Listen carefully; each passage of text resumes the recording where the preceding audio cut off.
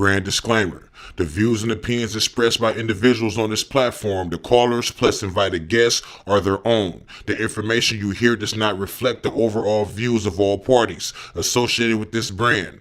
We encourage everyone to research all things heard live or via archive for edification purposes. Discretion is advised.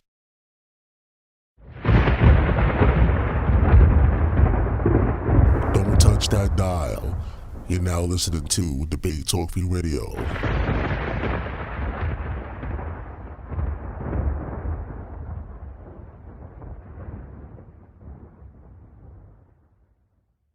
Help keep the show on the air. If you want to help, you can send your donation through PayPal. The email is debatetalkforyou@gmail.com or through Cash App, $Sal Showtime.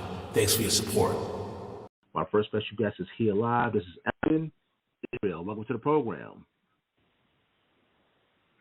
Shalom, my brother. Shalom. This is Elvin Israel from RPK. Thank you for allowing me to come on. All right, what's going on? And let me introduce my next special guest. We have Sam Addison in the building. What's going on, Sam? Shalom, shalom, shalom to the brother and to all of the viewers out there, to the other debater, Brother Elvin Israel. I'm Sam Addison, the defender of the way, DOTW Ministries. The defender of the way. That's right. So for those who don't know, let the people know. Well, let's start with you, Sam Addison. When this debate is going down, give them the information. The debate is scheduled for May the 15th. I believe that's a Sunday at 8 p.m. And you guys certainly do not want to miss that. It's going to be a great discussion, a very timely discussion, a very pertinent matter. And I know Brother Elvin is going to bring it. He's a student of the Bible. He studies. We have a difference of opinions, and we want to test our positions out and see which one makes better theological, biblical, and logical sense. Yeah, and Elvin, anything you want to add to that as far as the debate coming up? All right, give me 20 seconds, because I'm trying to make sure that I sent you the right information. Yeah, most definitely. Yes, the debate. All right. The debate is May 22nd. Yeah, May 22nd, 6 p.m. Eastern Standard Time.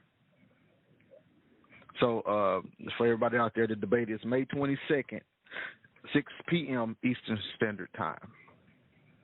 And what I'm going to be doing.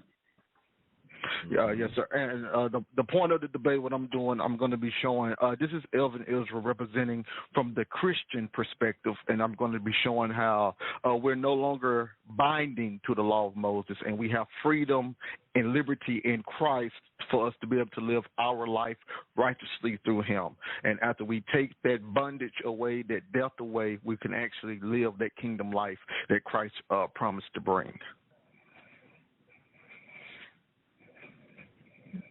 So the number is 845-241-9995. I see some people on the phone lines or by. If you want to chime in, simply 1, and we'll add you to the conversation. All right, so Sam, being that Elvin already gave his stance on the debate, you want to give you a position? Go ahead. Absolutely.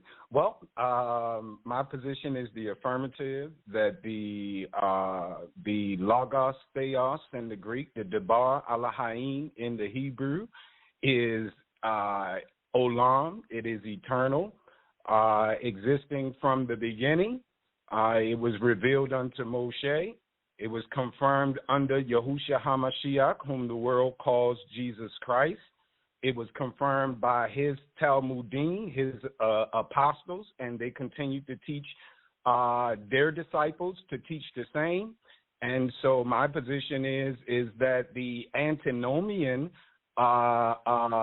argument or position for the doing away of the law is a extra biblical concept that did not come into play or establishment until well after the lifetime of the apostles. And so my position is the affirmative, that the divine teachings, which is called the law, is in fact valid for today, and therefore is binding. Oh, by the way, guys, it's going down on the YouTube channel, on the Debate Talk for You YouTube channel, not on Box Talk. Make sure if you're not subscribed to the YouTube channel, go to YouTube and type in the search box Debate Talk for You. That's Debate Talk, the number 4, letter U, and check out the debate May 22nd. It's 6 p.m. Eastern time, right? 6 p.m. is Elvin, Israel? Are you there, Elvin? Yes, sir. Sorry, I had my phone muted. Yes, sir. 6 p.m. Eastern Standard Time, May 22nd. Yes, sir. Actually, Vinny D is going to be hosting it. Vinny D, you know, he's on the Debate Talk for You team, so the Vinny for hosting it. You get to see a lot of the information as well on the YouTube channel, between shares and stuff like that. So make sure you tune in. Let's get into this pre-debate. Elvin, what is it that you feel like Sam Addison does not understand when it comes to your point of this debate? Okay, what I believe that Mr. Sam Addison, as well as a lot of people throughout the Hebrew community, what they don't understand is the point of what the law was and how far it was supposed to bring. My brother made an interesting point about the word, I think it's olam. I'm not sure how to say it in Hebrew, but it's like, the word is O-L-A-M, olam, right? Strong's 5769. If you do a proper word study of it, it can mean everlasting, and it can also mean age lasting. And this is where a lot of the brothers get it twisted or get it kind of off, because they want the word everlasting to have the same meaning that it would have to us in the 21st century. They want everlasting to mean without end, forever. But once you take it through the word study of it being age-lasting, then we can clearly see that he's not saying that the law was going to be forever without ending. He was saying the law was going to be age-lasting. And once you go to Matthew 24, the disciples asked the Messiah, what is going to be the signs of the end of the age? Remember, it's age-lasting. What is going to be the sign of the end of the age? So the disciples even knew that this whole law thing that was age-lasting, it had a cutoff date, and they was asking the Messiah the cutoff date. And just for the record, if people want to check it, understand, the priesthood of the Levitical priesthood from Aaron's sons and etc., it was olam, everlasting also. And we find out that the Levitical priesthood was indeed done away in Christ as he brought in the Melchizedekian priesthood under the new covenant. So there's two ways that we can look at it. So I take it that the community today, they are out of time. They are out of the timeline. They want us to live like we are in the land of Canaan, between the time of Joshua all the way up into the destruction of Jerusalem in 70 A.D. They want us to live like we are living in that time period. Meanwhile, we are not.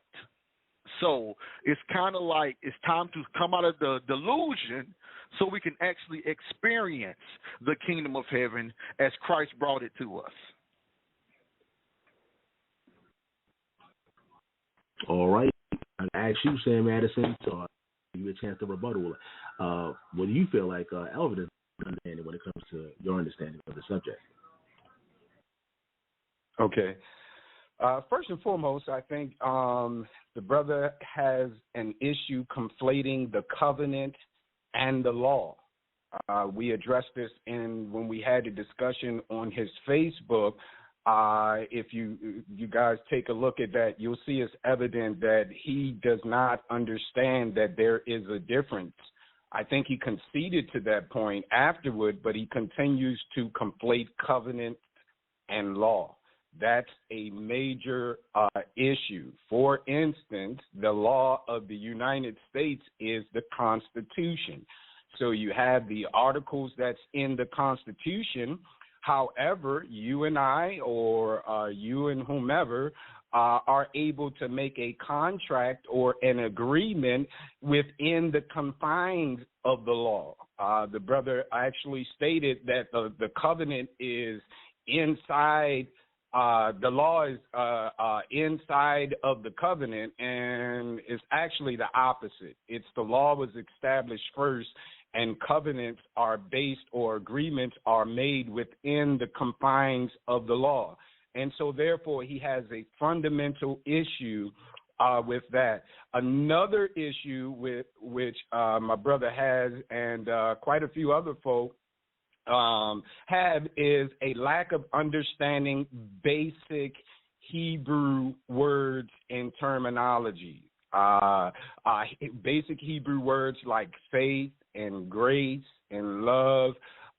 Those are English words, but the Hebraic equivalent of those words. It's obvious that he does not understand those basic elements. Also, he mentioned olam, and this is a problem that I have a lot of times, is that folks just make assertions without any evidence whatsoever. I believe it's going to be hard-pressed for the brother to show any translation of olam as being age. Those are two different Hebraic concepts and words. Actually, the concrete Hebraic understanding of olam is that which is beyond the horizon, which you cannot see. So he is right in the sense that it could mean a lengthy period of time. It doesn't mean age. That's false, categorically false, and he has no evidence to prove that whatsoever. It's just an assertion that he's made. It's not based on any philological understanding or context whatsoever. Olam concretely means that which is beyond the horizon. We as human beings can only see the horizon. We can't see what's beyond the horizon. And so anything of a length of time could be considered olam, as the brother said. However, there's something called context, right? So there may be a plethora, and there are a plethora of English words which are translated, which the concept of olam is translated into, and the determination of which we pick is not how we feel or what we want the text to say. Is actually based on the context itself, the passage itself, the book, the particular book in the Bible itself, and the Bible itself. And so that is a major problem I see in Christendom, and with the Hebrews that want to emulate Christendom, is that most of their doctrine is esoteric. It is abstract. It has no concreteness to it. And it's amazing that the brother keeps saying Hebrew, when the Hebrew ideology and concept is one of concreteness. In other words, it is things that we can touch, see, taste, smell, hear, all of those things that interact with our five senses. And so things that make logical sense. What I'm going to be addressing, and I'm giving him a heads up, because I want to make sure that it's a worthy fight there. But I'm going to challenge the logical nature of his position. The logic, the simple logic. Does it make sense for the Elohim to tell folk that the law is eternal, to tell folk that to send Yehukanan the Immerser, whom the world calls John the Baptist, 6 months before he sends Hamashiach, the Christ? 6 months prior, he sends Yehukanan to actually confirm the way, to straighten out the way. Right? The prophets that were most close closer to the first century, they were 200-300 years before Hamashiach and Yehukanan came on the scene. They was prophesying about the one who would prepare the way of Yahuwah. They was talking about the one who would straighten out the issue, who would straighten out the path, the way, which we know as Torah. So for me, it makes no logical sense whatsoever for the Most High to send Yehukanan the Immerser, John the Baptist, Jesus' cousin, 6 months before he sent Jesus. He sent Yehukanan the Immerser to reestablish the law, just so he can send Yahushua HaMashiach 6 months later with permission to abolish that same law that just makes no sense whatsoever. Finally, if we're talking about orthodoxy as far as what is being taught, as far as what the apostles taught, you won't find that doctrine among any of the apostles, starting from you won't find it taught by Yahushua HaMashiach, whom the world calls Jesus Christ himself. You won't find the doctrine taught by the first century disciples of Jesus, who are called the Nazarene Ebionites. You won't find it in the historical primary source records of the followers of the disciples. The disciples' you won't find that type of ideology. So it is strange. It's not a part of the Hebraic culture in no sense whatsoever. So that's a contradiction on my brother's part, saying that he's utilizing Hebraic culture and the understanding of the Hebraic language in which to come up with anti-Hebrew doctrines and like antinomianism, like the law being done away with. Yeah, I know you want to respond, my brother. It was a lot of information put out there. Can you hear me, guys? Yes, sir, I can hear you. All right. And we have callers on the phone lines. You guys can chime in as usual. The number is 845-241-9995. If you're already on the phone line, simply press number 1. If you guys want to chime in, we like to hear from the audience as well. If there's any questions, anything you think of the title, feel free to chime in. The number is 845-241-9995.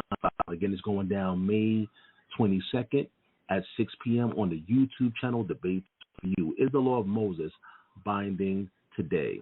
I know you want to respond, brother, so go ahead, you can respond. Okay, and I'm just going to respond to a few of the points that he stated. First of all, I want to go back to the word olam, O-L-A-M. If anyone have a computer, you can go to ancienthebrew.org. And this guy, his name is Jeff A. Benner, let me give you his credentials, have authored over 20 books related to the studies of the alphabet, language, and culture of the Bible, and is an instructor in biblical Hebrew and has taught thousands how to read the Bible in Hebrew for themselves.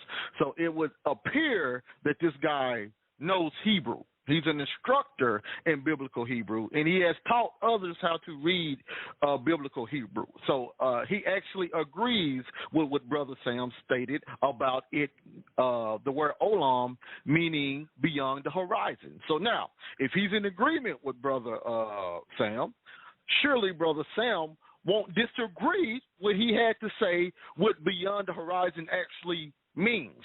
Surely he won't disagree with him, so because he's in agreement with what the word meant, which was beyond the horizon. So let's just go into a little bit of what he says.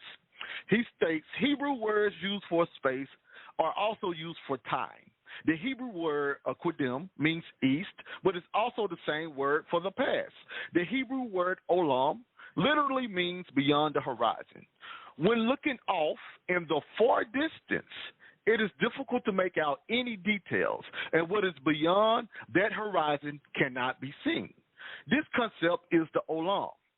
The word olam is also used for time, for the distant past, or the distant future as a time that is difficult to know or perceive. A time difficult to know or perceive for the future.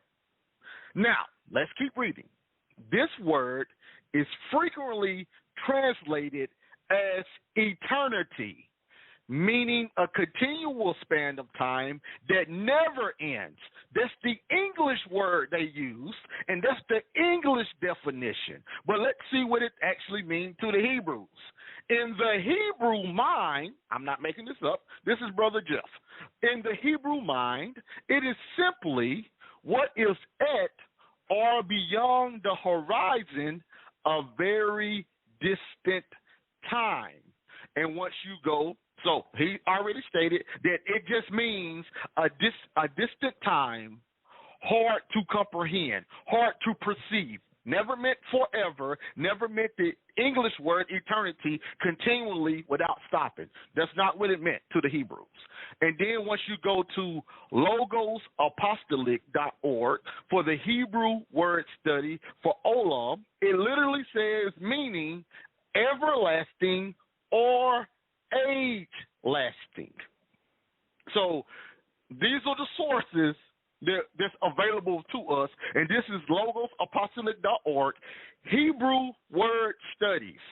So I guess these individuals don't know what they're talking about. But okay, so now I also want to discuss, and I'll be brief, when my brother brought out that I was conflating the laws and the covenant, because I wrote it down what he stated. He said the laws came before the covenant. So when I go to Deuteronomy 4, verse number 13, this is what the Bible states, Moses from Torah. And he declared unto you his covenant, which he commanded you to perform, even 10 commandments. And he wrote them upon 2 tables of stones. And the Lord commanded me at that time to teach you statutes and judgments that you might do them in the land whither you go over to possess it. So according to Deuteronomy 4:13, they got the 10 commandments, which according to Moses is the covenant. They got the 10 commandments written on 2 tables of stones. And after they received the 10 commandments, the covenant, he gave them laws. He gave him more things to teach them to do inside of the land of Canaan. So now they will say, oh, you're conflicting the information. I'm almost done, y'all. I want to go to Josephus' account on this same situation, and let's see how Josephus stated that it occurred. If you go to Antiquity of the Jews, Book 3, Chapter 5, Section 4, I'm going to start at line 90, and I'm going to read down to 93, and then I will be done. He states, and they all heard a voice that came to all of them from above, insomuch that one of these words escaped them, which Moses wrote on 2 tables, which is not lawful for us to set down directly, but their import we will declare. So the 10, him writing them on the 10 commandments on the 2 tables, we find out that that's the covenant. So let's read. The first commandment teaches us that there is but one God, and we ought to worship him only. The second commands us not to make the image of any living creatures, and etc. I'm going to skip just for time. So Josephus lays out the 10 commandments that was written on the 2 tables according to Moses is the covenant. So they get the covenant first. So let's find out what happened after they received the covenant. I'm going to go to that we must not bear false witness, the 10, that we must not omit of the desire of anything that is another's. Line 63. Now when the multitude had heard God himself given those precepts which Moses had discoursed of, they rejoiced at what was said, and the congregation was dissolved. So the congregation left. But on the following days, so this is after that, they came to his tent and desired him to bring them besides other laws from God. Accordingly, he appointed such laws, and afterwards informed them in what manner they should act in all cases, which laws I should make mention of in their proper time. But I shall reserve most of those laws for another work and make there a distant explication of them. So what did Josephus state? Moses got the Ten Commandments, wrote it on stone, which was the covenant. He brought it down. The children of Israel rejoiced. And then what occurred after that, they asked him for other laws. So they asked him for another set or more laws, and then Moses gave them more laws. In fact, they the one that asked for more laws, according to Josephus, and Moses went up and got the more laws from the inspiration of the Lord, and he brought it to the people, and they were rejoicing, or they were glad. So according to the historical documentation left by Josephus the priest, the first century priest, and whatever understanding he had, they came from the first century, they got the covenant first, and they asked for the laws that was within the covenant, as I stated, as my brother said, I stated when we was talking. They asked for the laws within that covenant, and he gave them those additional laws. So my stand, and it is proven through historical documentation left by a Hebrew. So I can't say what Americans feel like the Bible states or what the Americans feel the Bible mean, but I can read what the Hebrews, the ancient Hebrews, thought about it. So I will be doing the debate from the ancient Hebraic mindset, not modern-day Americans. I'm done. I'm muting. Guys, this is the pre-debate special, family. This is the pre-debate special. The official debate is going down May 22nd. I'm just letting you guys know that just tuned in. I see we got a lot of people on the phones. Again, you can press number 1 to chime in. Press number 1. I see you guys on the phone lines. The number is 845-241-9995. That's 845-241-9995. But if you're listening on the phone line, simply press number 1 and we can add you into the conversation. In Israel. I know you want to respond, my brother, Sam. Go ahead, you can respond, bro. Absolutely.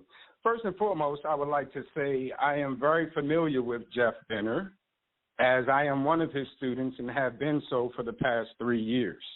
So, and as the brother stated, I got my definition directly from my teaching, my Hebraic teaching, my official teaching in the Hebrew language from Jeff Benner that he so greatly bigged up, which I do the same. Brother goes into, Japhethite anyway, but that goes into the ancient Paleo-Hebrew language, the concrete structure of it and understanding of it. And so my understanding comes from the person that he name dropped, Jeff Benner, my teacher, has been for the past 3 years. So I am a student of him. Second of all, Olam, what he did was what I would call a logical fallacy and gaslighting, because he read all of these things. I know very well. I have the ancient Hebrew lexicon of the Bible here. It's one of our textbooks, right? So in there, it does not say the end of the age. That's what it meant. Now, we discussed the time limit of it. It can mean a specific period of time, but the brother specifically says it meant the end of the age, said no Hebrew scholar ever. And even what he read did not say that. I want you guys to go back, listen to it carefully, because this is what a lot of these guys do. They'll say some things and read stuff and all of that, but what he read did not say what he said. And I know for a fact that my teacher, who's Jeff Benner, do not believe that, what he said. So him using my teacher as a reference for him, and if need be, I can bring him on the line and have him tell you himself. So he does not believe that Olam means the end of the age. It's translated end of the age nowhere in the entire Bible. Nowhere. And so that's first and foremost. Now, I mean, that was second of all. Third of all, what I want you guys to do is go and take a look at this brother, look at his Facebook page. We had this same discussion where he conceded to the fact that the law and the covenant are two separate things. Two separate things.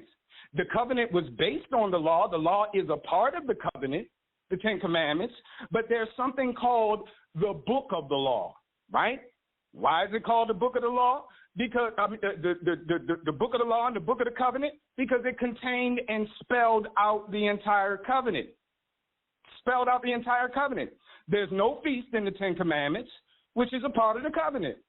So we know for a fact that the entire covenant cannot be written on tablets of stone. And if you know anything about Hebraic culture and ancient Hebraic covenants and things of that nature, it's not like we picture it in the Western world where you have 5 on this side, 5 commandments on this side, 5 precepts on the other side. It was actually all 10 commandments written on the left side, all 10 commandments written on the right side. It was doubled for the point of confirmation.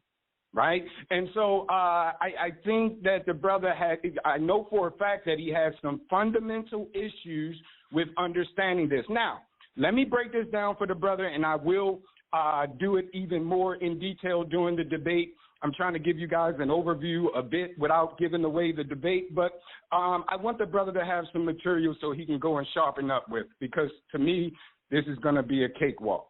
So, but anyway, there has to be an understanding of what the law is. The law is the 10 Commandments. And then you have what are called ordinances and statutes, which tell us how to carry out the precepts of the law. It's not the law itself, even though it's used interchangeably throughout even Hebrew culture. At times use it interchangeably, but there is a distinction. Even in American culture, we say the law. But everyone that is a student of law or have some kind of beyond a basic knowledge of the law realize that in America, the law is the Constitution of the United States. That is the charter based upon which the ordinances and statutes were built upon. Ordinances and statutes can change. Punishment is the third part of the law. So ordinances and statutes are the same. They explain how to actually keep the law. They are not the law itself in particular per se, although they are classified. People will say, well, that's the law, right? You have state law and people say that's the law. You have a local jurisdiction law, people say that's the law. But those are actually ordinances and statutes in the official language. They are called ordinances and statutes, whereas the law is the actual Constitution of the United States. Likewise, in Hebrew, the law is the 10 Commandments. That's what the law is. People say there are 613 laws. There are not 613 laws. There are only 10 laws, 10 of them. The other statutes and ordinances that Moshe wrote, if you will, 603, I've never counted them. This is the records of the ancestors. One of the ancestors or something said that it was 613. All right. So let's go with the 613. 10 of them is the law. 600 of them, the remaining 603, it would be ordinances and statutes, which are the same, used interchangeably, to tell us how to carry out the 10 Commandments, and then the punishments or the judgments and what to do when folk break those commandments. So he doesn't understand these things. And what he did was contradict himself big time already. Because on the Facebook, he conceded to the fact that I just watched it before this discussion. He specifically said, yes, you are right.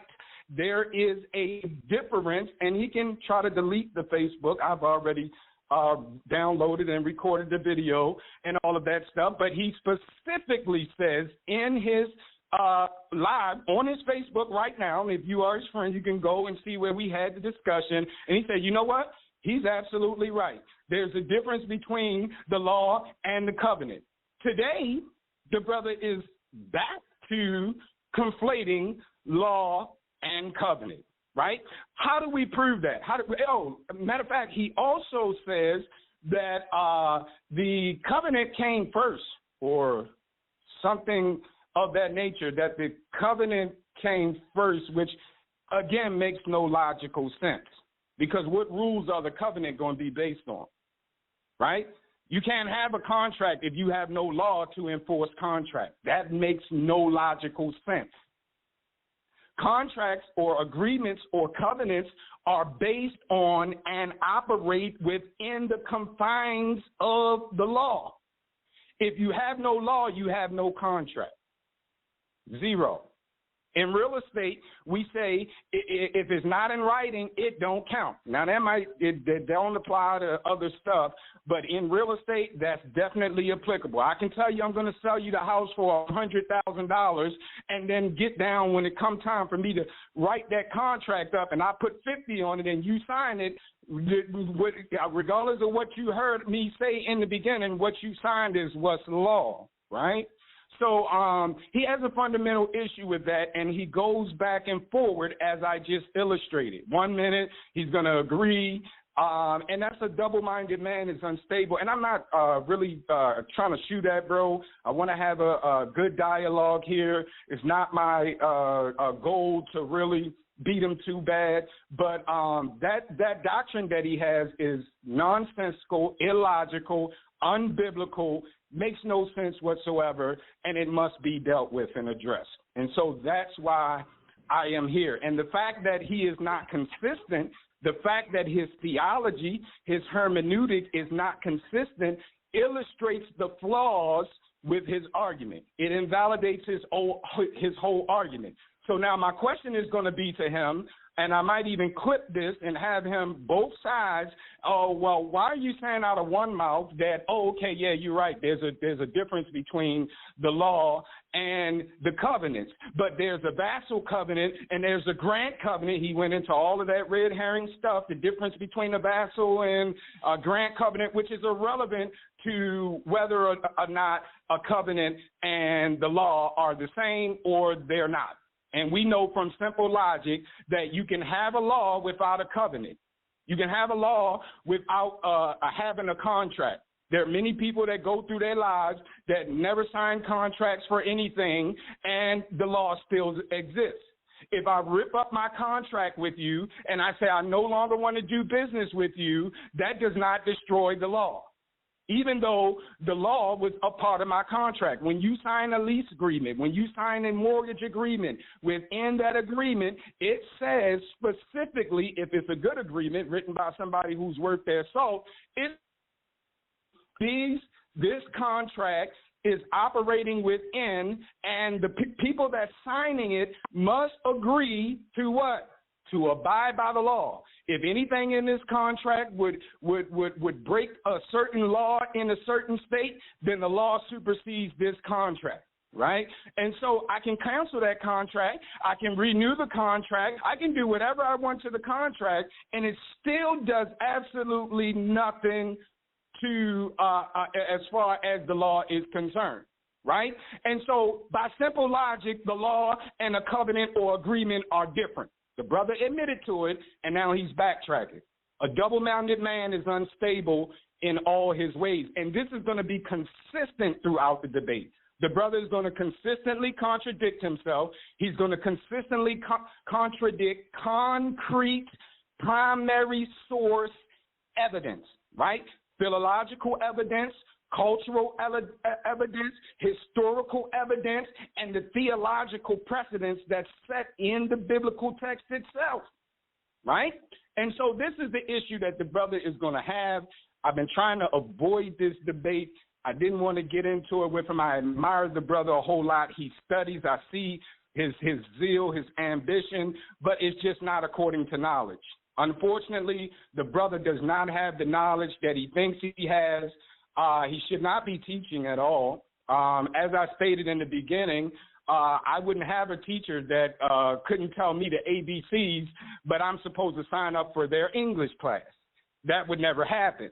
And so the brother does not understand what faith is. He does not understand what the law is. He does not understand what love is. He has no idea what these concepts mean. His idea is from a Western mindset, the one he keeps talking about. He keeps saying Hebrew, Hebrew, Hebrew, Hebrew, Hebrew, but Josephus disagrees with him. Philo disagrees with him, and I'm going to show that in the debate. The people that he keeps harping on, Philo, the Neoplatonic philosopher, Hebrew philosopher, follower of Plato, yeah, he believes like Sam believes, the defender of the way. The law is eternal. The law is in effect. It did not end in 70 A.D. Josephus believes the very same thing. Now, Josephus and I don't agree on, like, I don't know where he got this. They asked for different laws. The biblical texts don't say that. So now what he's doing is appealing to authority because he has not shown us any shred of evidence that supports the concept that the people ask for more laws. My gosh. I found that nowhere in the book. And just because Josephus said it does nothing for me. Josephus has to prove that. And him just stating, oh, well, Josephus said and Philo said and this person said, first of all, from my paradigm, he's eisegeting the text.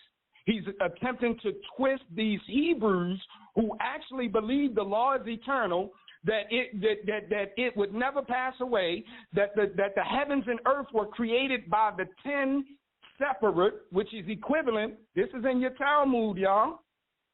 This is in your Talmud. This is called historical evidence, empirical evidence, not the spooky, esoteric, mystic stuff that you just got to believe because I said so, right?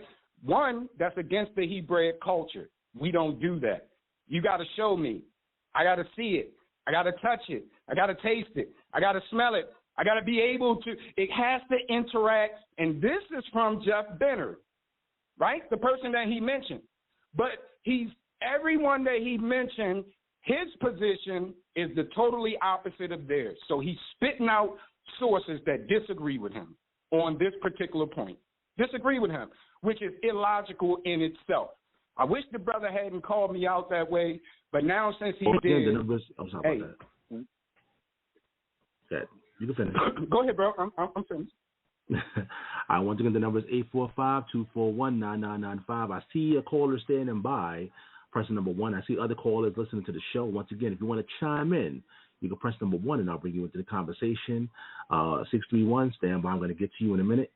But we got to go to Elvin. Elvin, do you want to address the whole Facebook reference that Sam Addison is bringing up? And by the way, family, I have everybody's Facebook information in the description box if you want to check them out. I'm leaving it. And after that, we go to the caller. Go ahead, Elvin. You can clear up the whole Facebook situation. Okay. And, I love my brother, and no disrespect to my brother, but this is proving how we can't follow what's being stated. Now, he stated that I said that there's a difference between the law and the covenant. I 100% said that as I read from Josephus and showed that the covenant came first and then the laws came under the covenant. Clearly, I read the same thing he went on about 20 minutes about, saying the same thing, that the law came under the covenant.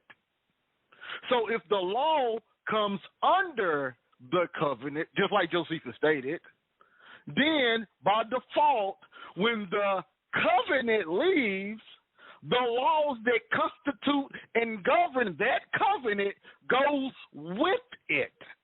It's common sense. You can't be in America under American laws, and then you go to China trying to do American laws. Once you leave, you're under a new set of laws. Is that not what the Hebrews tell us under the order of Melchizedek? When you have a new priest, that's also by necessity, you get new laws. But that whole point Of course, I said that, and what I stated just then proves that. But my brother, he made a distinction that laws is this, laws is that. That don't mean this and that. So I want to go to the same understanding that he's making the laws be something different, right? They're not ordinances, the laws, this, and that. So I want to go to Jeremiah, and I'm going to read it out of the Septuagint. I can read it out of the KJV, but I just want to read it out of this because this is the one I prefer. This is Jeremiah 38:33. This is going to be the same one of Jeremiah 31:31 through 34. And then I'm going to address what he said about Josephus after this also. It says, "For this is my covenant that I will make with the house of Israel after those days, says the Lord. I will surely put my laws into their mind." Write that down as a mental note. "And write it on their hearts, and I will be to them a God, and they should be to me a people." So the new covenant stance was, I'm going to put my laws in their minds and write it on their hearts. So now, let's go to Ezekiel's explanation about this same prophecy, and let's just see what they meant when they said laws. So once you go to Ezekiel 36, we're going to read 26 and 27.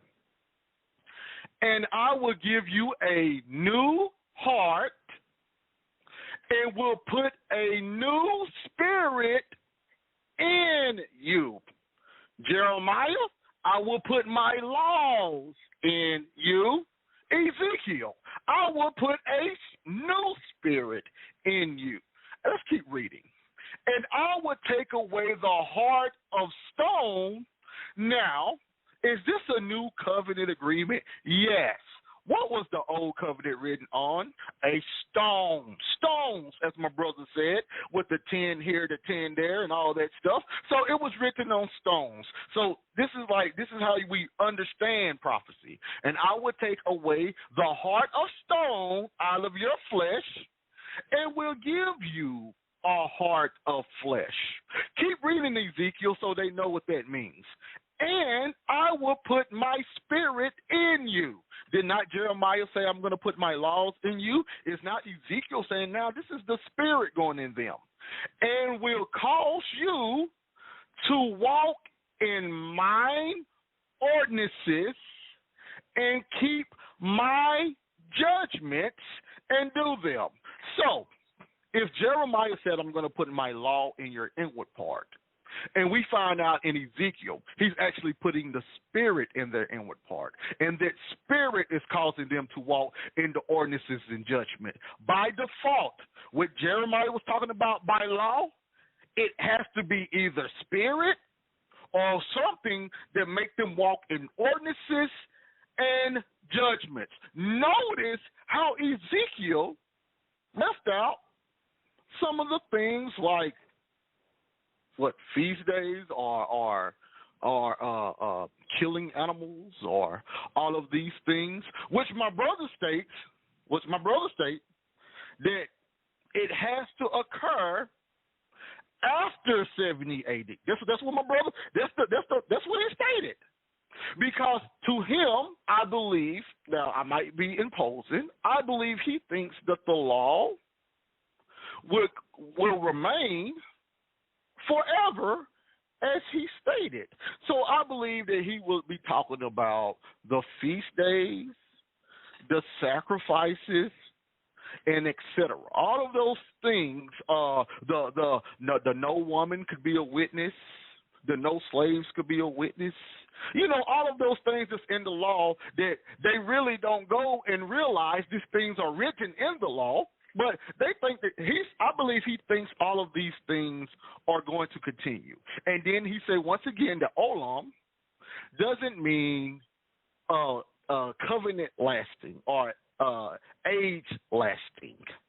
But clearly we can see Christ speaking on the end of the age.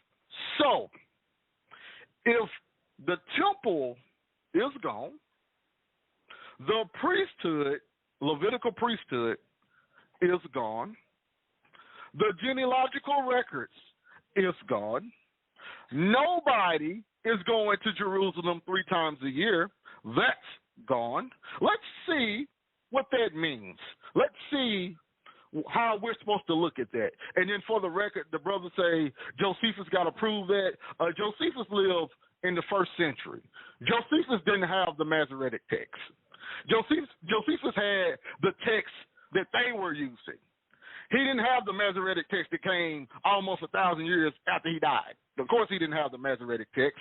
So, of course, what he's talking about isn't going to be found in the text that you hold so dearly to, because he is 1,000 years before the text that you have. We got to use just a tad bit of common sense to understand how the Bible works.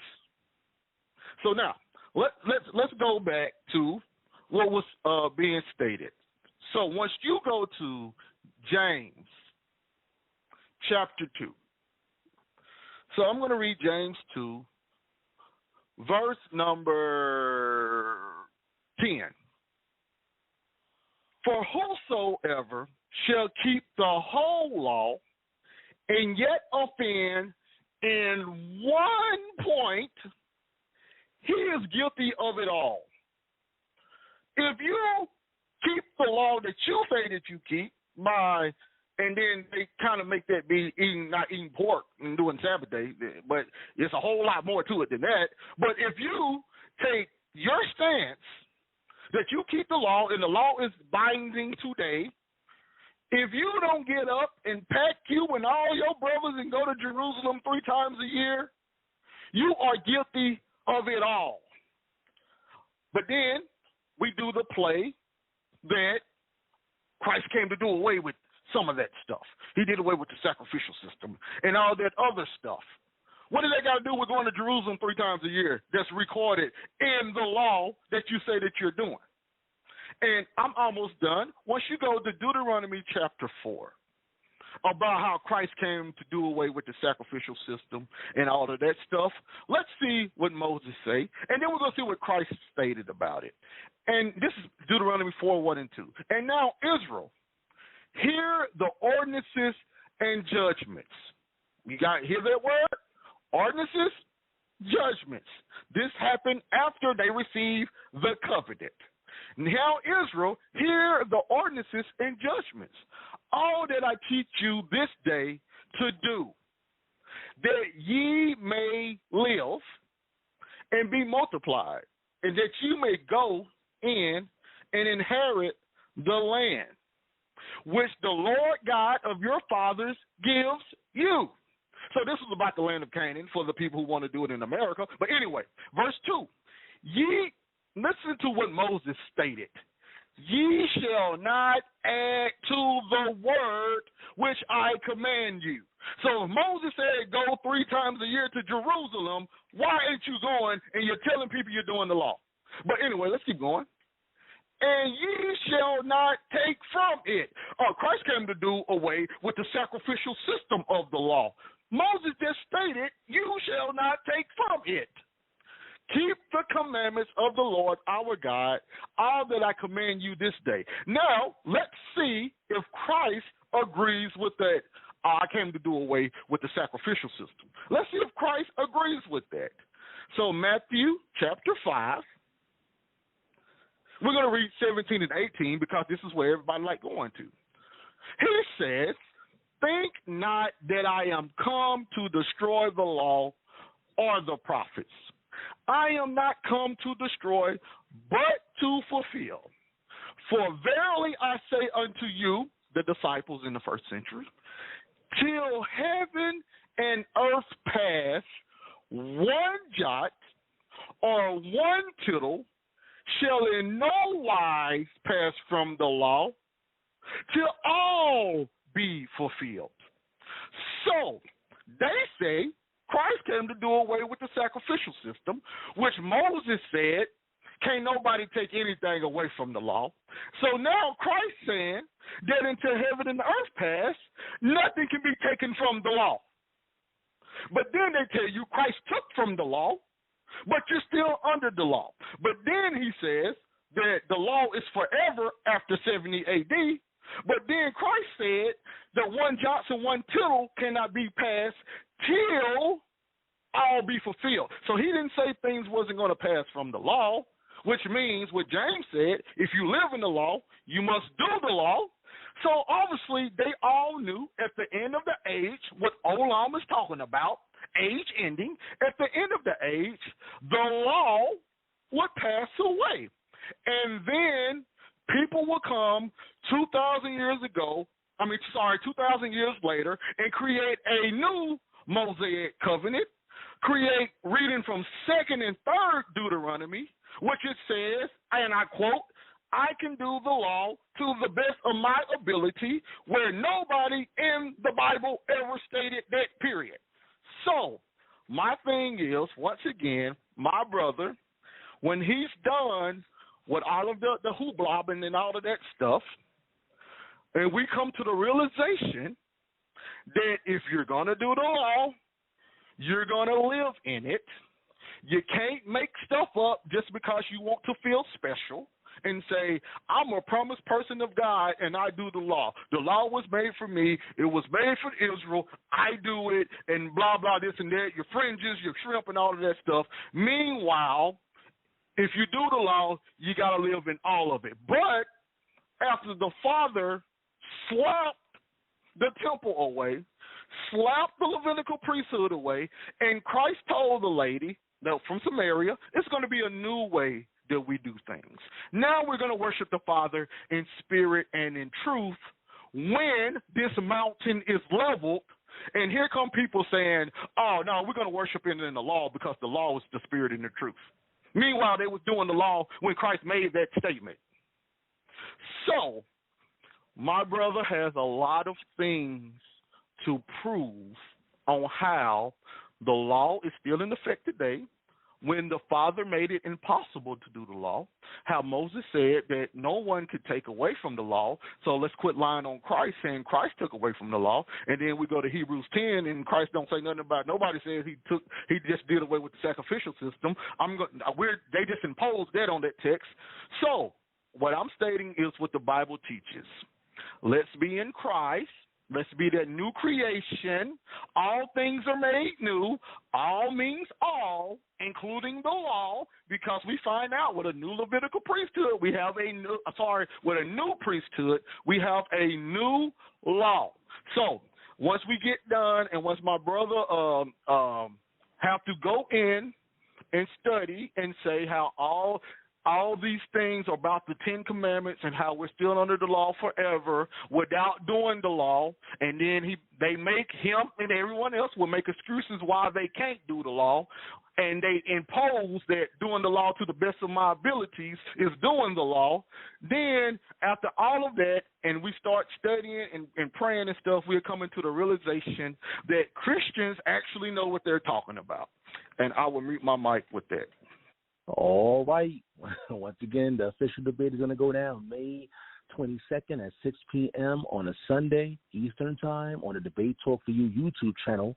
The title of the debate is The Law of Moses Binding Today. Is the Law of Moses binding today? We got like maybe 30 more minutes on the air. I want to get some of these callers, though, so I know, Sam, I know you want to respond to a lot of things that were said. I'm going to get to you. You got time. I'm going to give you time. But let's go to the audience. And once again, if you're listening, you can press number 1 via phone, and that lets me know you have a question or a comment, and let your voice be heard live. The number, once again, 845-241-9995.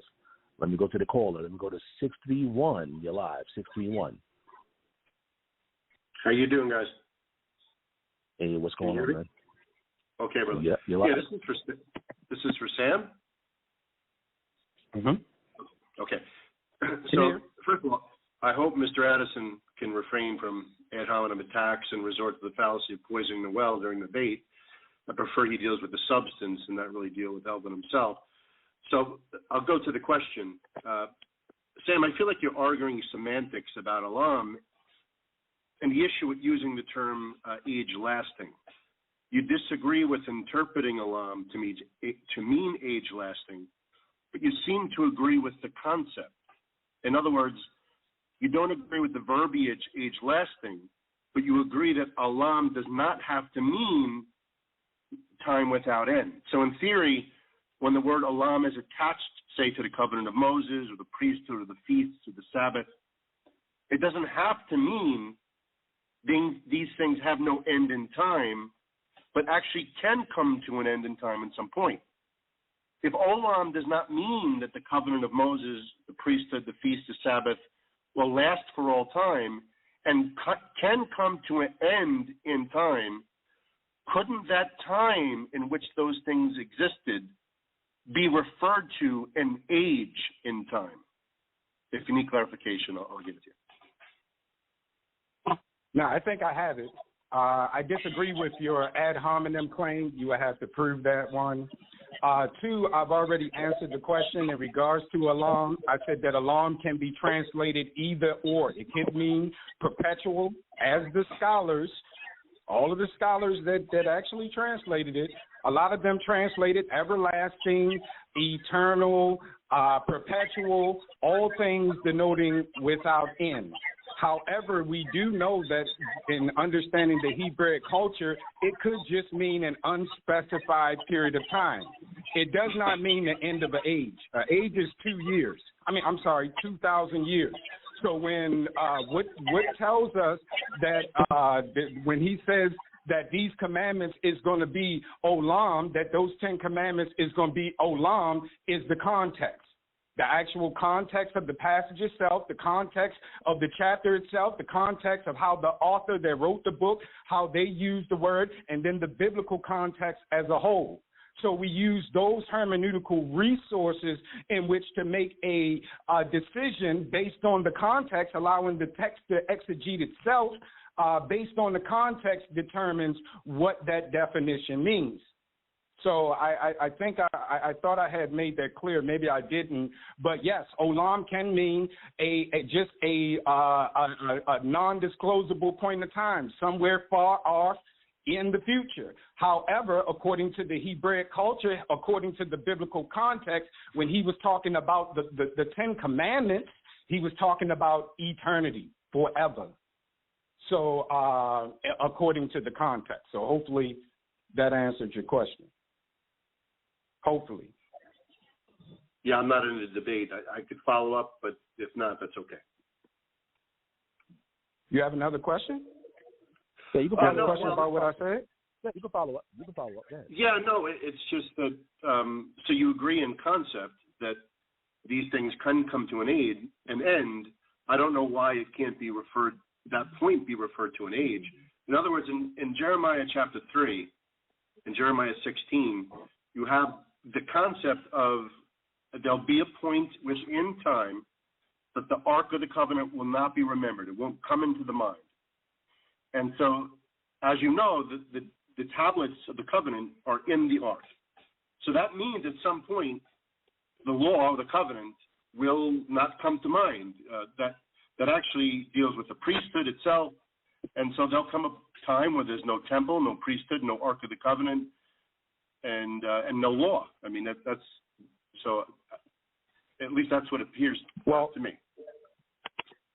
I disagree with that. I think you eisegeted the text. The tablets being placed in the inside of the ark and the ark being misplaced does not mean that the law itself would be misplaced or forgotten or what have you. I think that's a false equivocation fallacy. Also,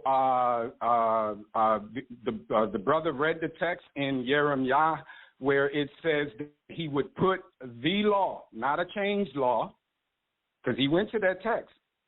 He would put the law, my law, the only one that Ezekiel knew about, the only one that Yeshayahu and Jeremiah and all of those folks knew about, was Torah, the 10 Commandments that was given to Moshe. He didn't take the Most High didn't take the time to define and say, you know what?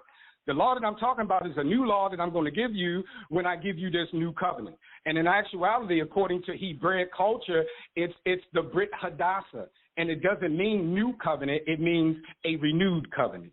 And so it's a lack of understanding of Hebraic language and culture and biblical hermeneutics, having a consistent biblical hermeneutic. As I stated, I will state again, just like you said in the case of the ark, that was a limited time. That was not forever. That we could tell that based on the context. But you can't just go and slap that on where it says the commandments was going to be, the 10 Commandments is eternal, especially I just don't see how the brother read Matthew chapter number 5, where it says, until heaven and earth shall pass away, which we know haven't happened yet. That should be the end of this debate. Heaven and earth has not passed away, and so therefore not one jot or tittle of the law has passed away. So, I mean, the logic has to be consistent. You can't just throw across the board. There may be some 20, 30 words that olam, the Hebrew word olam and the concept of olam is translated into. And the translators who write your Bibles and translate your Bibles and stuff, they thought, majority of them, that majority of the time where the word was used, olam, it meant eternal, especially when it's in regard to the Debar Elohim, or the law in the Hebrew, the Greek would be the Logos Theos. In the English, it would be the Word of God. So when it comes time for that, the Hebrews believe that was eternal. They believe that the world was created by the 10 Sephirot, which is equivalent to the 10 Commandments. So in other words, they believe that the Word, they believe John 1:1. In the beginning was the Logos Theos, or the Debar Elohim, and the Word was with God, and the Word was God. So it had to proceed. But anyway, I think I got a bit off on your question there. I think I went a little too deep. But, yeah, so olam can be translated as a specific period of time that's not eternal. What determines that is not how I feel or how you feel or what somebody's doctrine wanted to be. What determines that is the biblical text, right? It's called the internal evidence in biblical scholarship. Hopefully that answers your question. All right, family. Once again, this is the pre-debate special. Once again, it's the pre-debate special. The actual debate is going to go down May 22nd, 6 p.m. Eastern Time on the Debate Talk for You YouTube channel hosted by Benny D. Shout out to Benny D. That's on the Debate Talk for You team. Again, this is your time, family. I see people on the phone lines listening to the show. If you want to chime in, though, you're going to have to press number 1. If you don't press number 1, I'm not going to bring you in. You have to press number 1 so we can hear from you guys. Once again, the number is 845-241-9995. However, I appreciate you guys listening to the show, though. And again, make sure you tune in on the YouTube side on May 22nd. But of course, I know Sam Addison want to address a lot of things that were said. And Sam Addison, did he actually make anything clear in regards to this Facebook issue? But you can go ahead and respond. No, he didn't. What he's doing, in my opinion, is gaslighting, and I'll let the audience be the judge of that. Because he specifically says that this time around, not in the Facebook, but on this interview, he specifically said that when I said that the law, he said, as regard to the law and the covenant being equated, and the covenant, the 10 Commandments, which is called the covenant, in which it was called the covenant, was written on was given at the 10 Commandments. That's what he said. That's exactly what he said, which flat out contradicts what he said in the Facebook post. Regardless of however he tried to backtrack or, gaslight folks into not listening to what he actually said. But the problem is I have a bad habit of clipping stuff and putting it side by side and letting you hear it. I listen very well. So he said that. Also, he says that, let me see, it was a bunch of stuff. It was kind of not logically laid out. So he was jumping back and forth. But let's deal with the Jeremiah, the Yirmiyahu, right? Let's deal with that text. He goes and read a text, Jeremiah 31:31, which says that I will put my law, not a different law, not a new law, not an abolished one, not an amended one. I will put my law without qualifications. He didn't qualify it and say, you know what y'all know is the law, I'm going to put a new one. So he said with the new covenant, it was going to be the law in your heart. And then the brother really illustrated the philological deficiencies that he has there. Because he asked the question, he says, well, did he say he's going to put the law in your heart or the spirit? He said, was the spirit, well, the spirit, if bro was on his ding, then he would know that the spirit and the law are one. Yahushua HaMashiach say the words that I speak unto you, they are what? They are spirit and they are life. Shaul, Paul, says in the book of Romans, he says the law is what? The law is spiritual. And so you cannot be spiritual without the law. The law and the spirit or the word are one and the same. Spirit means ruach, breath, wind. In the Greek, it's pneuma. Right? And so when you have a ruach, you can't speak a word without using ruach. You need your ruach to speak words. It's the same, one and the same. And then one of the Nebaim, one of the prophets, he says that I forget the actual text in there, but he talks about the spirit. He said he sent his word in the spirit. Just like your words, we are created in the image and in the likeness of the Elohim. And when we speak, breath or wind or ruach come out of our mouth. So there's no way that you can separate word, the Debar Elohim in the Hebrew, in the Greek, the Logos Theos, in the Hebrew, the word of God. It's no way you can separate the word of God from the breath of God because he used his breath to... Oh, my goodness. So it just makes no sense. I don't know where he go directly to the text that disproves what he says. Next, he stops by because Jeremiah, the Most High told Jeremiah, instead of writing the words on stone, I'm going to put them in your heart. I'm going to give you a new heart. So circumcision of the heart is not a New Testament concept. It's an Old Testament concept. It's mentioned in the Old Testament. In the Tanakh. See, the bro don't understand these basic things which causes a lot of confusion and inconsistency in his hermeneutic. Let me illustrate. Bro said nobody can keep the commandments, right? This is what he said. Well, Devarim, chapter number 30, verse number 11, God himself said you can. He said, my word is not too hard for you. It's not above you. It's not in space. And I'm paraphrasing. It's not across the sea. But the word is nigh thee, even in thy mouth, so that you can do it. Paul quoted it, picked it up, and quoted the same text in Romans chapter number 10. So the brother, his statements go directly against the biblical text. God, the Elohim himself said that the law can be kept. Right? So that's the first thing. Well, I guess the second or third thing. So let me grab some water here. But anyway, the next thing that he said was, oh, you can't do the sacrifices. You're talking about doing away with the sacrifices and Devarim chapter number 4, adding to or taking away.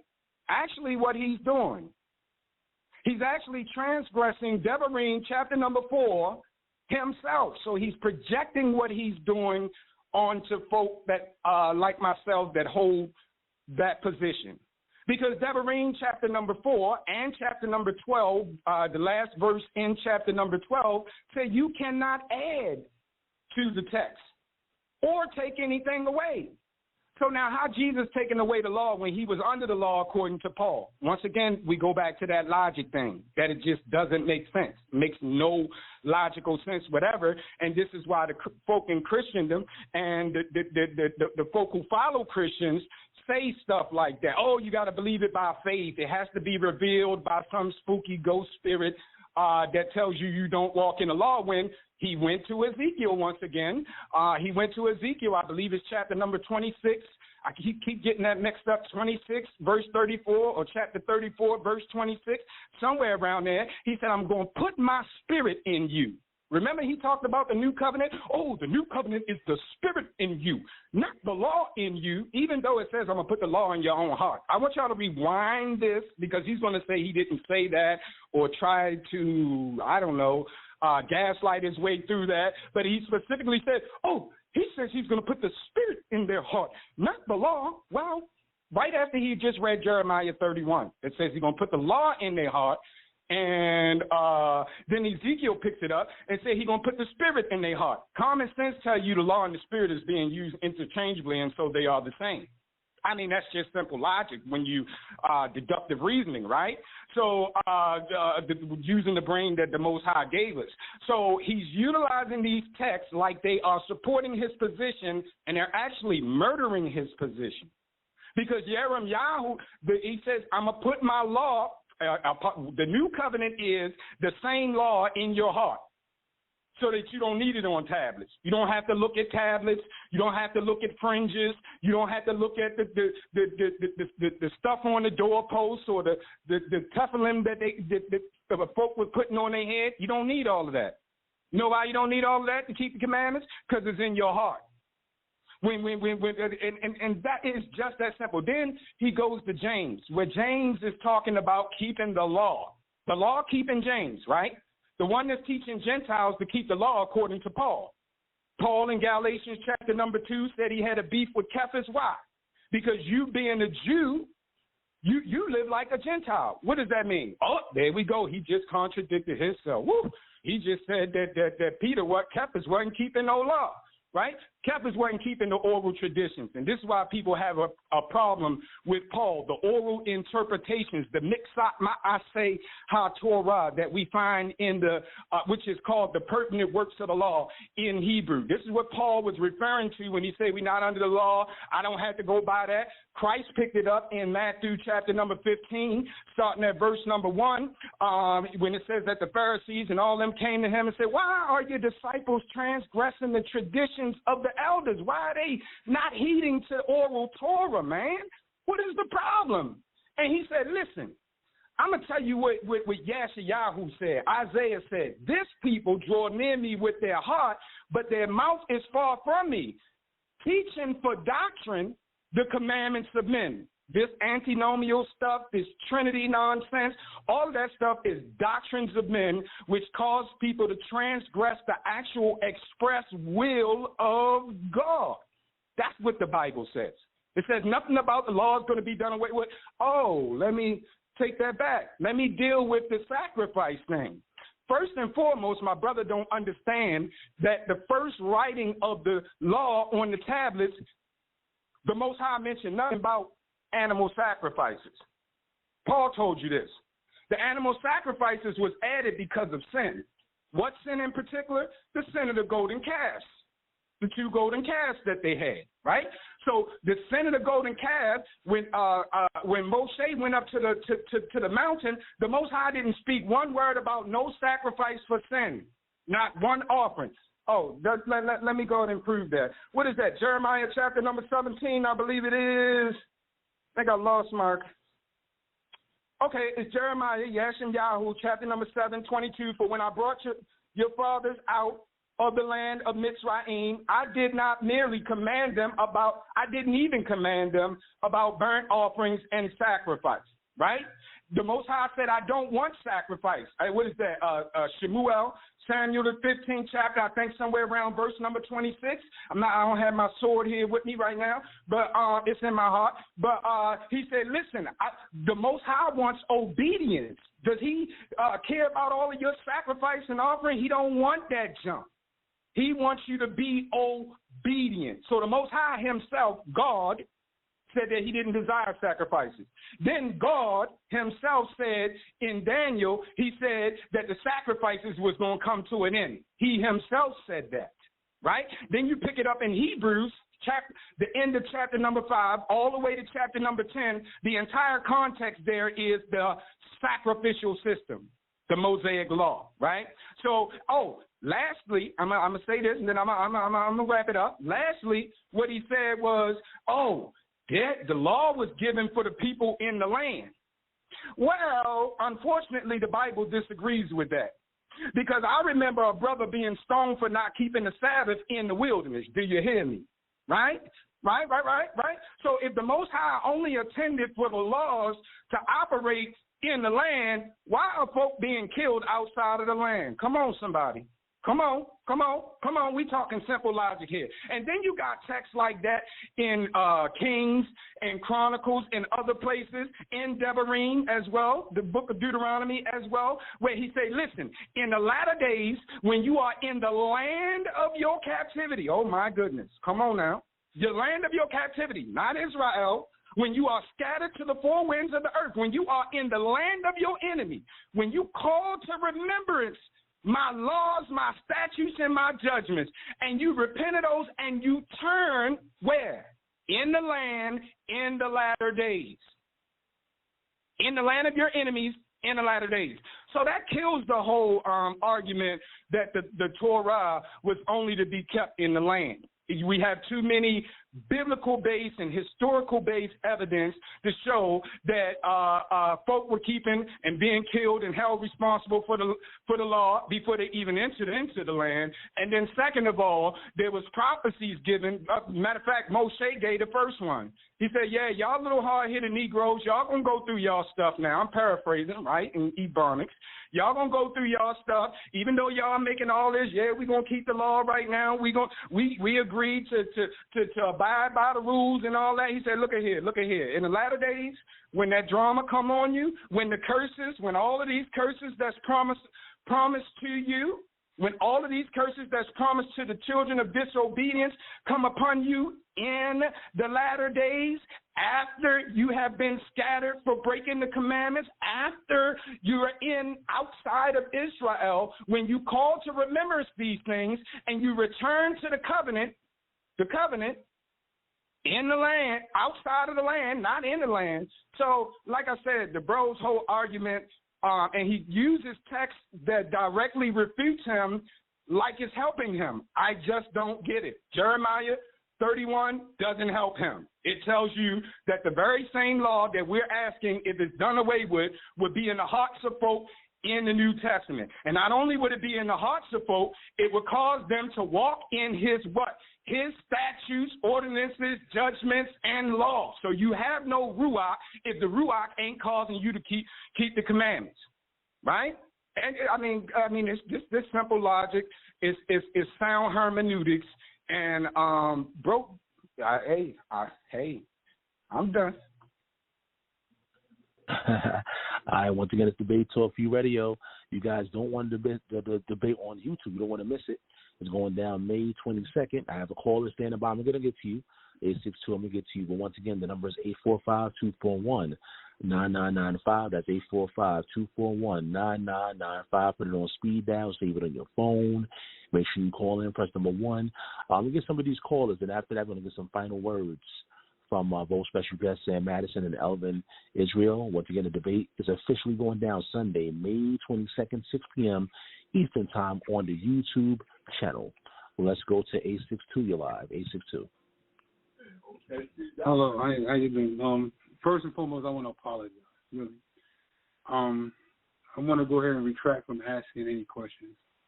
I was unable to remember the question, being honest, because like the guy that was just speaking was so like everywhere that I got confused on everything he was saying. So I apologize. I just want to refrain from asking questions and wasting your time, but I definitely want to tune into this debate. I apologize. I just got a headache now. I'm sorry. All right, I got you, my brother. I got you. All right, anybody else want to press number 1? You can. This is your time, family. This is your time. So if you press number 1, it will add you to the conversation. The number is 845-241-9995. This debate will be hosted by Vinny D. Vinny D is going to host it on the YouTube channel. That's Debate Talk for You on YouTube. Make sure to subscribe. Click the notification bell. Click all so you can catch all the programs on the YouTube side of Debate Talk for You. All right, so I see everybody else is listening to the program. Yo, let's get to the final words, guys. Let's get to the final words. And once again, I appreciate you guys for coming on and doing this pre-debate on this platform. And, of course, the official debate on Sunday, May 22nd. I know you guys are going to see it, show a lot of visuals, a lot of your information visually, so you guys can see and prove your points. But let's go to Elvin. Elvin, last words. All right, once again, thank you, Brother Sal. Thank you, Brother Sam, for being willing to do the debate. Thank you, Brother Sal, for being willing to let us host this or have this debate on your platform. I'm very, very, very much ready for the debate. I'm not going to be able to a lot of things that the brother stated because this is my last words. But notice, I just want everyone out there to notice. Usually we're dealing with the people that love these law lovers. They try to make anything about the law passing away deal with the sacrificial system. The brother literally made Paul's statement about why was the law added for the transgressions. He made it be about the sacrificial system. And once you go to the book of Ezekiel, chapter 20, it clearly shows you what Paul was talking about. And it had nothing to do with the sacrificial system. But it had to impose it in order to make it seem like anytime it's talking about doing away with the law, it's about the sacrificial system. And then the same people will keep the Passover, which requires a sacrifice of a lamb. How? So you don't have to sacrifice, but you have to sacrifice.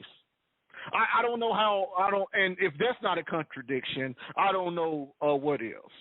And then my brother went to Jeremiah and Ezekiel, the places I went to, and tried to say that I went to those places for no reason. What the brother just did, he demonstrated that the law that the Father was talking about in the new covenant dealt with the Holy Spirit. It dealt with the Holy Spirit. It didn't deal with the law of Moses. It dealt with the Holy Spirit.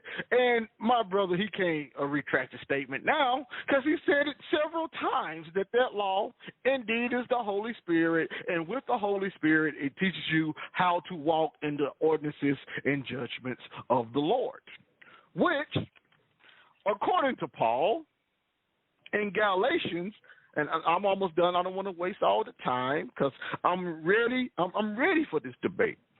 But according to Paul, right, in Galatians 5, verses 22 and 23, this is what Paul states. But the fruit of the Spirit, the same Spirit that he was talking about, is love, joy, peace, long-suffering, gentleness, goodness, faith, meekness, temperance. Against such, there is no law. So the law that he was putting inside of people, that law, that spirit, these was the attributes that was going on. These was the attributes right here. It wasn't about the law of Moses.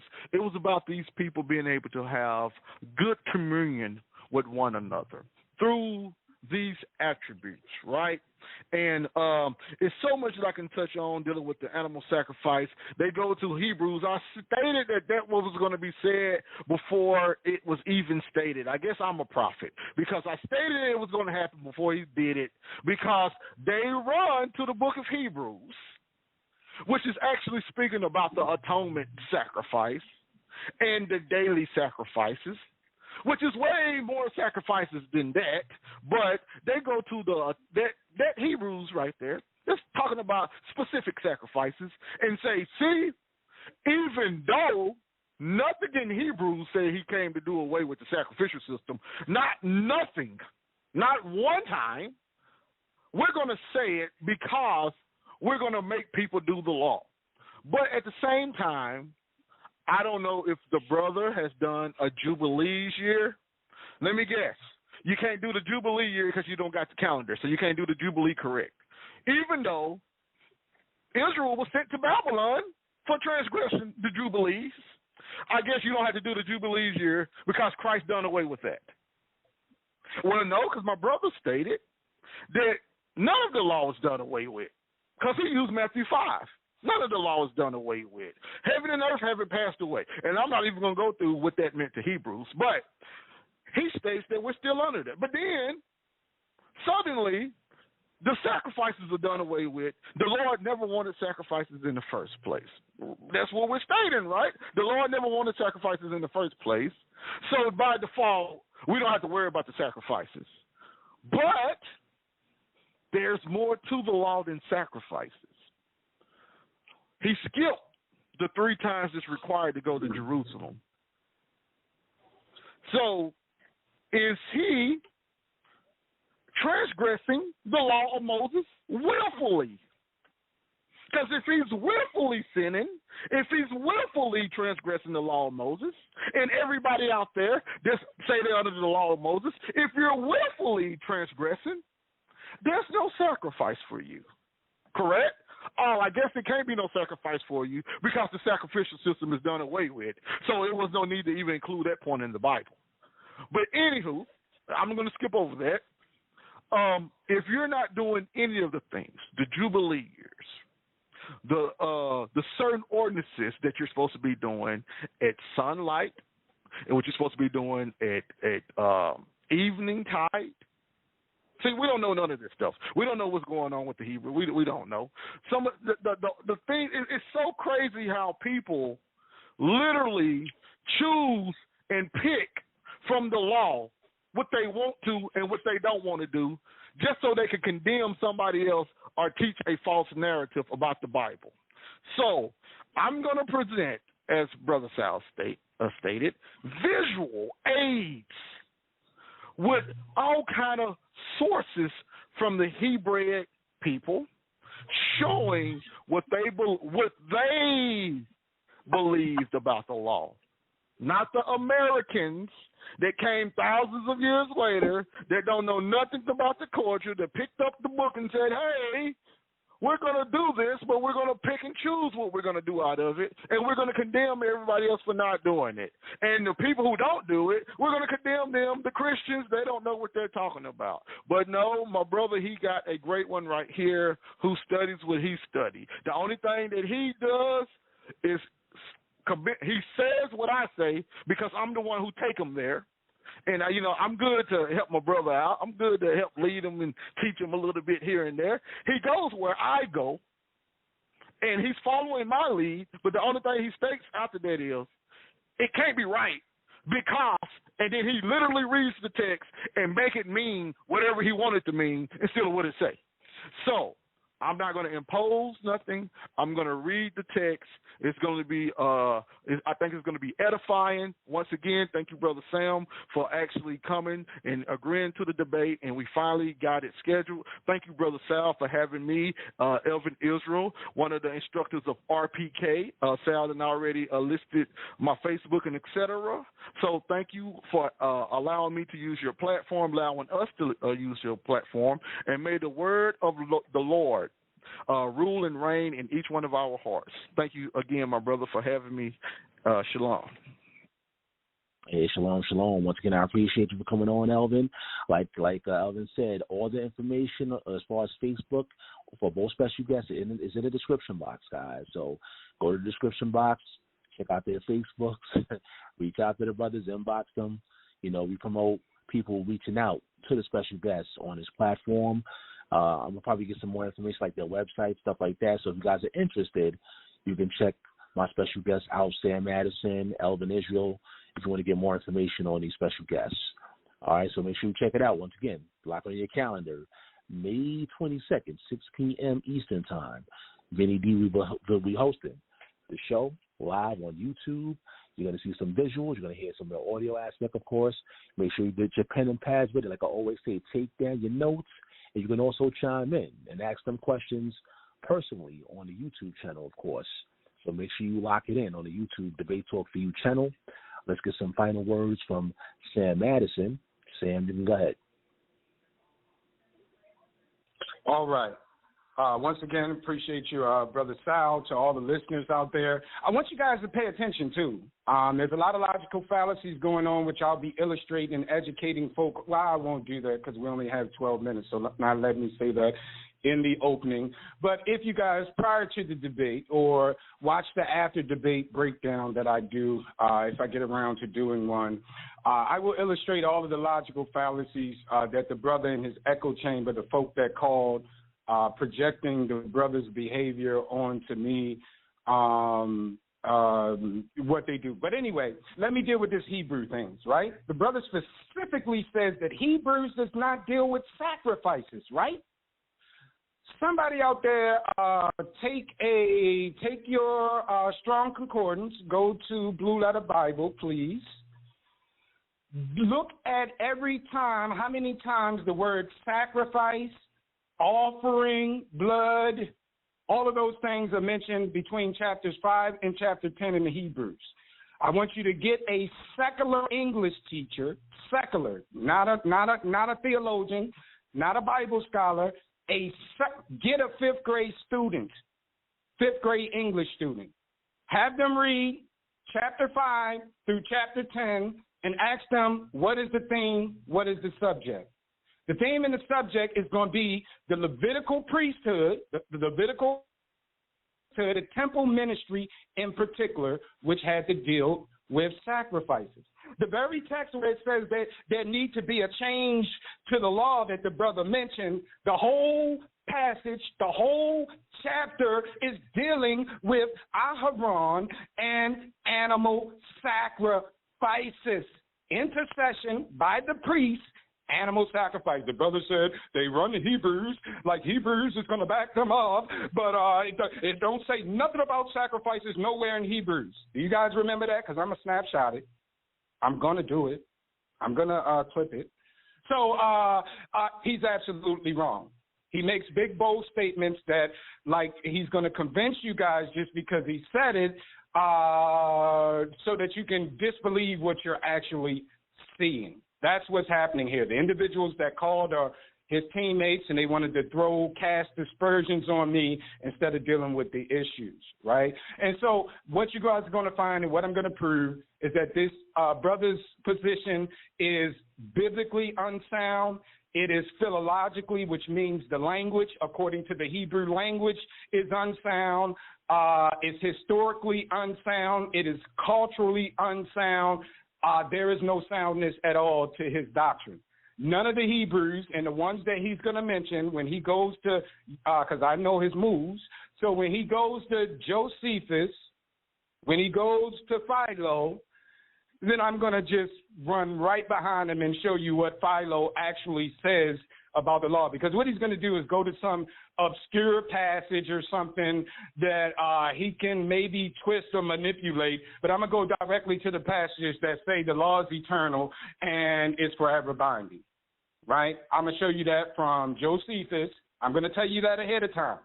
He's going to try to twist something that Josephus said, this person said. But Josephus did a whole discourse on the law and its importance and how that the culture, the Hebrew culture, cannot even survive. There is no Hebrew culture without law. There is no culture nowhere in the world in existence without law. And this brother just said there is no law.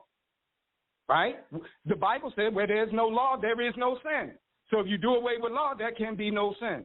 If you do away with law, there can be no grace. If you do away with law, there can be no faith, because faith means consistently walking in the way. The law don't mean a belief system. But see, the brother don't understand that love is as defined by James, not by Sam, not by Elvin Israel, not by anybody else on the panel. But I said James, I'm sorry, Yehukanan, it is, describes love as what? Keeping the commandments. And when you put it in its proper context, John was still observing Torah and teaching folk to observe Torah, just like James, just like Peter, just like all the folk in the Bible, all of them. This is a consensus in scholarship as to this fact. It is especially critical scholarship. There's a consensus there. This is why they came up with the new perspective of Paul and all that. Bro don't know anything about this. He get into those mystical books and stuff, the Talmuds and all of that, which contradict each other. There's contradictions in the Talmud. He said Josephus should know, Josephus was in the first century. Well, he should know that it's people that disagreed with Josephus. Most of Josephus' contemporaries didn't agree with Josephus. They didn't like him. They called him a Benedict Arnold, a Judas, or Uncle Tom, right? They didn't listen to what he said. They said what he said was Hellenized. Scholars today say the same thing. You can't trust Josephus because he was trying to please the Romans. So this brother's going to go to something and he's going to really get himself embarrassed because he's cherry picking certain things that he think he can force fit to fit his narrative. But when the whole picture come together, when the clear statements, not the stuff that can go this way, might be able to go that way, I'm telling you guys flat out, Josephus and Philo both said that the law is binding forever. So I'm going to bring up some Hebrew sources. There are none. He has none. And I said that. And yes, I will say and double down, the law is the spirit. The law is spiritual. It is the Ruach. It is the same, one and the same. Just like I just showed you guys. You say, oh, he can't change it. I'm not. I'm doubling down. Prove me wrong. Which you can't. You can't. The word that I speak is spirit and it is life. Paul said, for we know that the law is what? Spiritual. Case is over with. Case closed. Only for the folk that feel like they are so, esoteric in their stuff that they got some kind of other understanding. By the way, we test that understanding by simple logic. It's going to fail simple logic. I just gave you simple logic. Paul clearly said the law is spiritual. Clearly. The law is spiritual. Root word of spiritual is spirit. Words that I speak unto you, they are spirit and they are life. I believe it's in the book of Zephaniah or Zechariah is one of those Z's where he said, I sent my word in the spirit. It's one and the same. One and the same. Can't separate your word. You can't have words without breath. Can't speak words without breath. Can't be done. Just can't. So, and we are created in the image and likeness of Elohim. So anyway, none of the brother's argument is sound. None of it is biblical. None of it comes from a Hebraic perspective. He keeps talking all this Western mindset and all this other kind of stuff. What he got comes from a Western mindset. It's the Gnostics of the first century. The Gnostics. What he doesn't understand is that even folk like Philo, who would come from in Josephus, well, mostly Philo, who are from Alexandria, right? Mitzrayim, Egypt, where they had that esoteric doctrine. I forget what you actually call it, but it was different from the Antiochian school. You had pretty much three schools of thought at the time. So his declaration that because he found one person over here that might have said something, which he didn't, but even if he did find one person over here, that is not illustrative of Hebrew culture, especially the one that's espoused in the Bible. We know Hebrew and stuff. We know that Shlomo did a lot of wicked stuff. They even said he wrote a book about demons and witches and all of that other kind of stuff. The Bible tells us that they practice idolatry. So you're going to get a book of somebody saying it's okay to worship Ashtaroth because she's the wife of Yahuwah. I mean, that's a Hebrew saying that. So what that they said that? Is that orthodox? Is that the intentions of the biblical authors?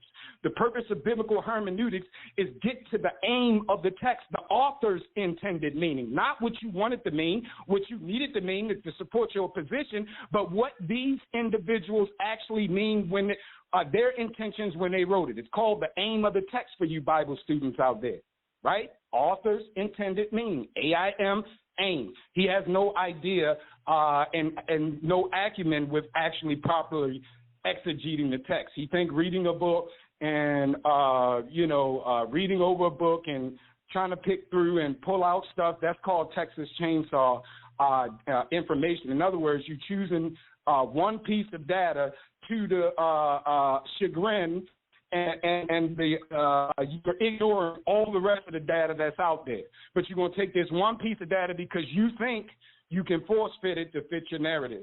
The fact remains, and I'm closing, the fact remains there is no precedence in the Hebrew culture for anomia, for being without the law. The Hebrew culture is inextricably linked to the law. Without the law, there is no Hebrew culture. Unlike in America, you can be religious and have your religious views that's separated from the law. They trying to with the separation of the church and state and all that other kind of stuff.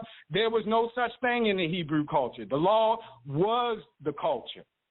So if you do away with the law, you do away with the Hebrew culture. And we know that's not logical or makes any kind. Lastly, he said the sacrifices. There are more, and then he admitted that there are more type of sacrifices. But he don't understand how you can not be given sacrifices for sin, but can make a peace or a free will offering, which James was still doing at the end of his life in Acts chapter number 21, where he made an actual sin offering.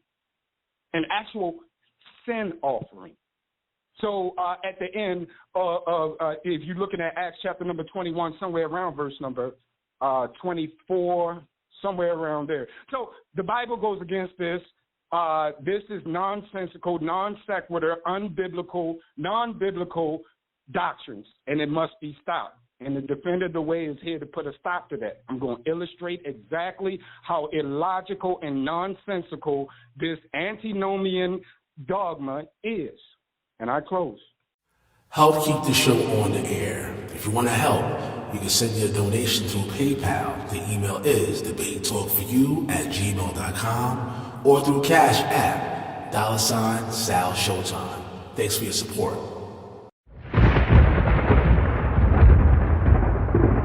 Don't touch that dial. You're now listening to Debate Talk Radio.